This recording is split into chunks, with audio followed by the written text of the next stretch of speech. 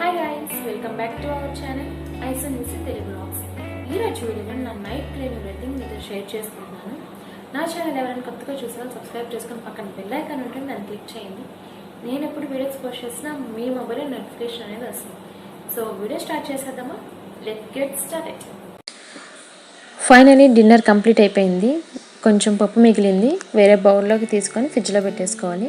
And అలాగే రేపు morning టిఫిన్లోకి దోశకి నానేసుకున్నాను, so grind చేసుకోవాలి. ఇప్పుడైతే స్టవ్ చూడండి ఎంత కొంచెం నీట్గా అయితే లేదు, కొంచెం క్లీన్ చేయాలి. అండ్ అలాగే షింక్లో ప్లేట్స్ ఉన్నాయి, అవన్నీ క్లీన్ చేయాలి. ఇప్పుడైతే వీడియో స్టార్ట్ చేసేద్దామా. ఫస్ట్ పప్పు ఫ్రిడ్జ్లో పెట్టేసుకున్నాను. అండ్ అలాగే దోశ బ్యాటరీ గ్రైండ్ చేసేసుకున్నాను. ఫస్ట్ నేను ఇక్కడ స్టవ్ క్లీన్ చేస్తున్నాను. బ్లాక్ స్టాండ్ అలాగే దాని మీద ఉన్న ప్లేట్స్ అన్నీ తీసేసి షింక్లో నానబెట్టేసుకోండి. వాష్ చేసుకునే దానికి కూడా కొంచెం ఈజీగా ఉంటుంది.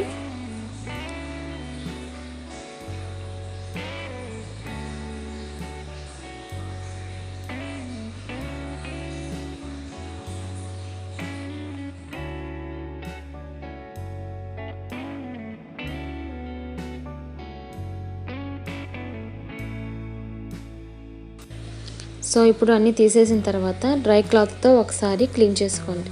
స్టవ్ మీద ఉన్న డస్ట్ కానీ అలాగే ఏమైనా రైస్ ఏమైనా పడున్నా ఆయిల్ ఏమైనా ఉన్నా కూడా ఫస్ట్ నీట్గా క్లీన్ అయిపోతుంది.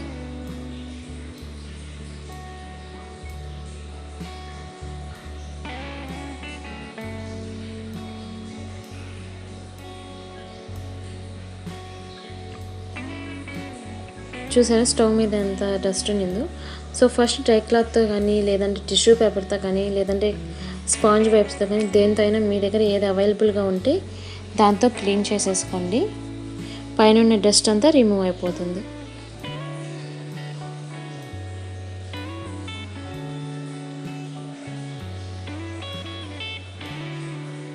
ఈ విధంగా క్లీన్ చేసేసుకున్న తర్వాత ఆ క్లాత్ని ఒకసారి వాష్ చేసుకోండి. తర్వాత వెట్ క్లాత్తో ఒకసారి నీట్గా క్లీన్ చేసేసుకోవాలి.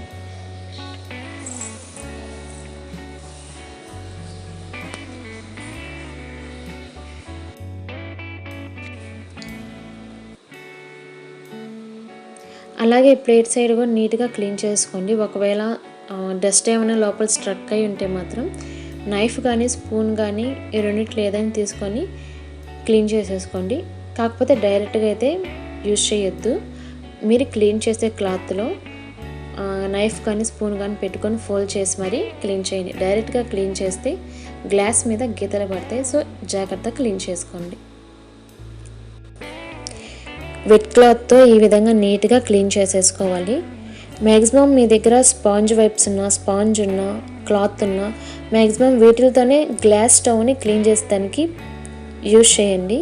స్క్రబ్బర్స్ కానీ ఎటువంటి స్క్రబ్బర్స్ కానీ స్టీల్ స్క్రబ్బర్స్ కానీ యూజ్ చేయొద్దు.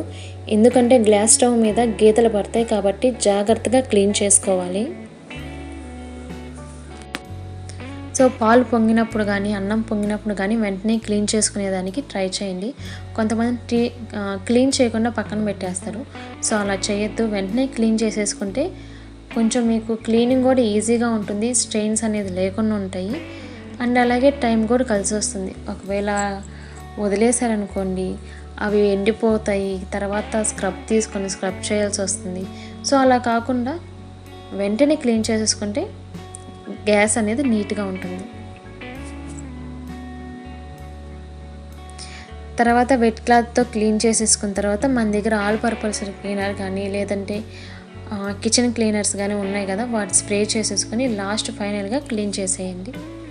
క్లాత్తో క్లీన్ చేసుకోండి. సాఫ్ట్ క్లాత్ ఉంటే మనం ముందు ఏదైతే క్లాత్ యూజ్ చేసినామో నేను ఆ క్లాత్తో యూజ్ చేయట్లేదు, వేరే క్లాత్తో క్లీన్ చేస్తున్నాను.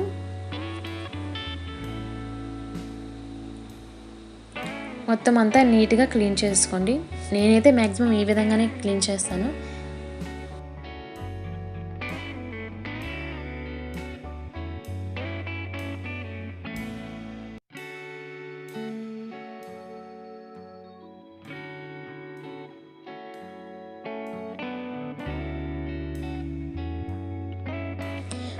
ఫైనలీ నా స్టవ్ క్లీనింగ్ కంప్లీట్ అయిపోయింది. నా స్టవ్ ఎంత క్లీన్గా ఎంత షైనింగ్గా ఉందో చూసారా. సో ఎవ్రీడే ఇదే విధంగా నేను క్లీన్ చేసేసుకుంటాను. తర్వాత స్టవ్ వెనకాల ఉన్న టైల్స్ని కూడా నీట్గా క్లీన్ చేసేసుకోండి, లేదంటే ఆయిల్గా లేదంటే జిడ్డుగా ఉంటుంది. కాబట్టి ఎప్పటికప్పుడు ఆ టైల్స్ని క్లీన్ చేసేసుకుంటే క్లీన్గా నీట్గా ఉంటుంది. ఫైనలీ స్టవ్ క్లీనింగ్ కంప్లీట్ అయిపోయింది. తర్వాత కౌంటర్ టాప్ క్లీన్ చేసుకుంటున్నాను. కౌంటర్ టాప్ వచ్చేసి వెట్ క్లాత్తో ఫస్ట్ క్లీన్ చేసేసుకోవాలి. డస్ట్ ఉన్నా లేదంటే అన్నం మెతుకులు ఏమైనా ఉన్నా కూడా వాటిని తీసేసి డస్ట్బిన్లో పడేసి నీట్గా క్లీన్ చేసేసుకోవాలి.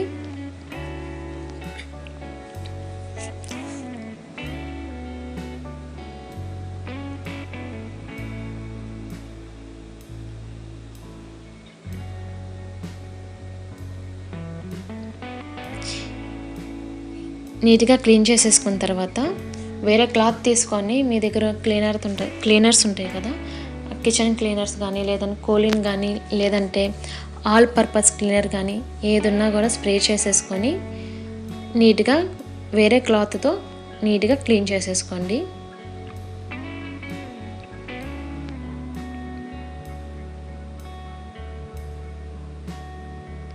ఫైనల్లీ కౌంటర్ టాప్ కూడా క్లీన్ చేసేసుకున్నాను.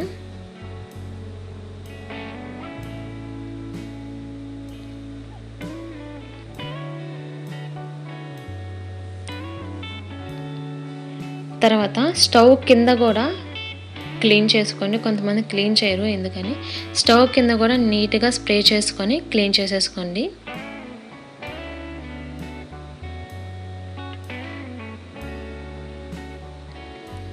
So finally gas cleaning stove cleaning అయిపోయింది అండ్ అలాగే కౌంటర్ క్లీనింగ్ కూడా.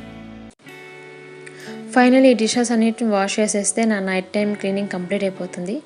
సో కిచెన్ ఎప్పుడైతే క్లీన్గా ఉంటుందో ఇన్సెక్ట్స్ రావు అండ్ అలాగే కాక్రోచెస్ కూడా రాకుండా ఉంటాయి.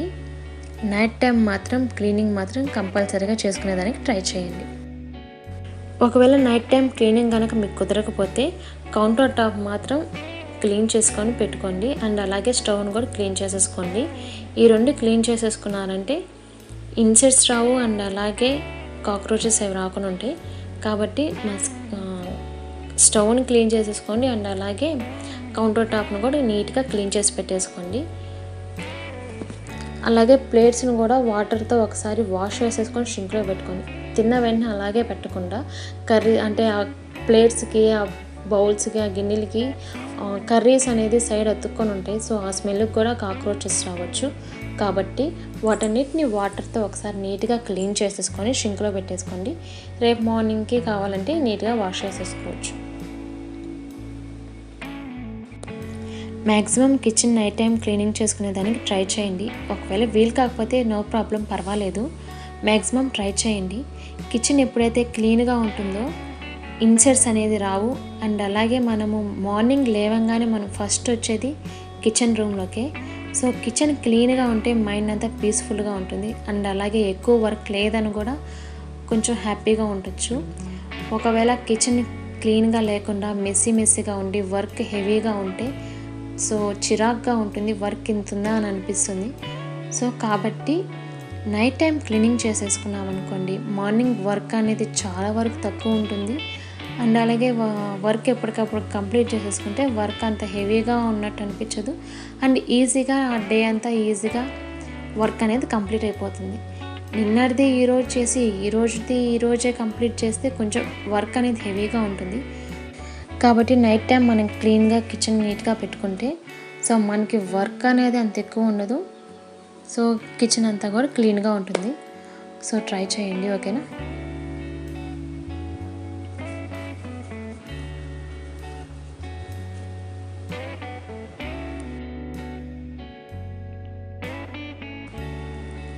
ప్లేట్స్ అన్ని క్లీన్ చేసేసుకున్న తర్వాత ఫైనల్గా షింక్ని కూడా నీట్గా క్లీన్ చేసేసుకోండి.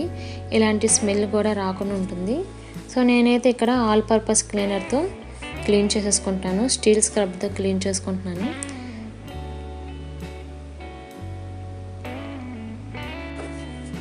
ఈ విధంగా క్లీన్ చేసుకున్న తర్వాత ఒకసారి వాటర్తో వాష్ చేసుకుంటున్నాను.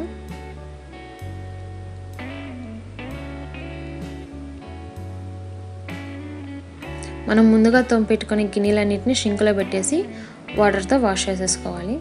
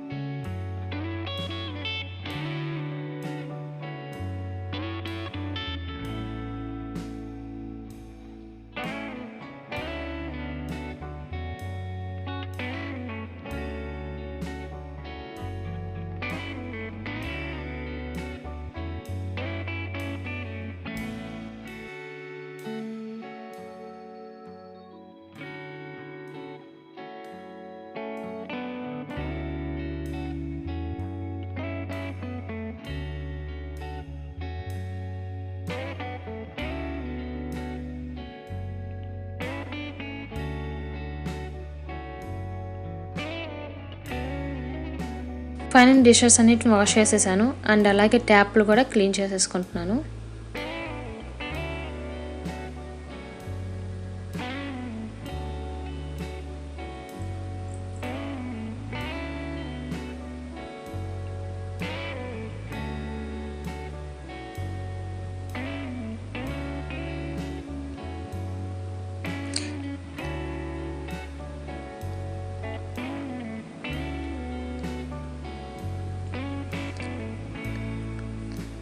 ట్యాప్స్ క్లీన్ చేసేసుకున్న తర్వాత స్టవ్కి బ్లాక్ స్టాండ్స్ ఉంటాయి కదా, అవన్నీ ఫిట్ చేసుకుంటున్నాను.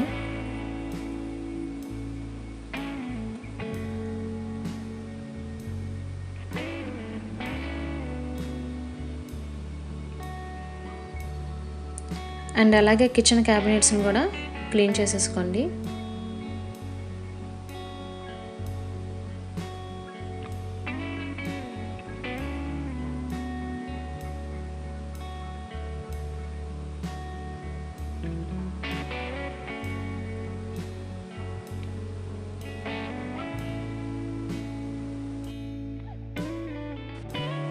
అంతే ఫ్రెండ్స్, షింక్ వెనకాల ఉన్న టైల్స్ని కూడా నీట్గా క్లీన్ చేసుకోవాలి. అండ్ అలాగే మనం ఇప్పటివరకు క్లీన్ చేసుకున్న క్లాత్స్ అన్నిటిని బాగా నీట్గా వాష్ చేసుకొని ఆరబెట్టేసుకొని రేపు మార్నింగ్ కల్లా డ్రైగా అయిపోతాయి. సో అంతే ఫ్రెండ్స్, నా నైట్ క్లీనింగ్ రొటీన్ ఈ విధంగా ఉంటుంది.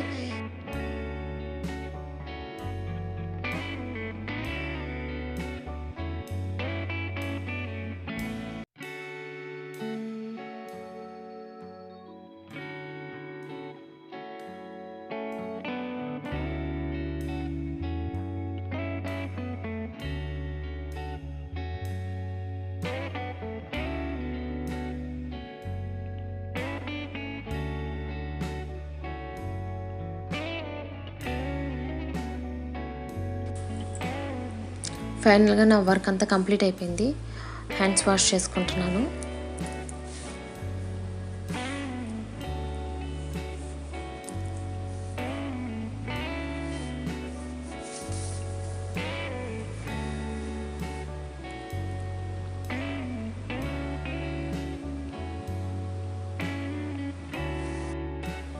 సో అంతా క్లీనింగ్ అంతా అయిపోయిన తర్వాత నా కిచెన్ ఎలా ఉందో చూపిస్తాను, చూసేయండి. చూసారా అంతే క్లీన్గా ఉంది. షింక్లో ప్లేట్స్ లేవు అండ్ అలాగే స్టవ్ క్లీన్గా ఉంది అండ్ అలాగే కిచెన్ కౌంటర్ కూడా క్లీన్గా ఉంది. సో మొత్తానికి నా కిచెన్ అనేది సో క్లీన్గా నీట్గా ఉంది.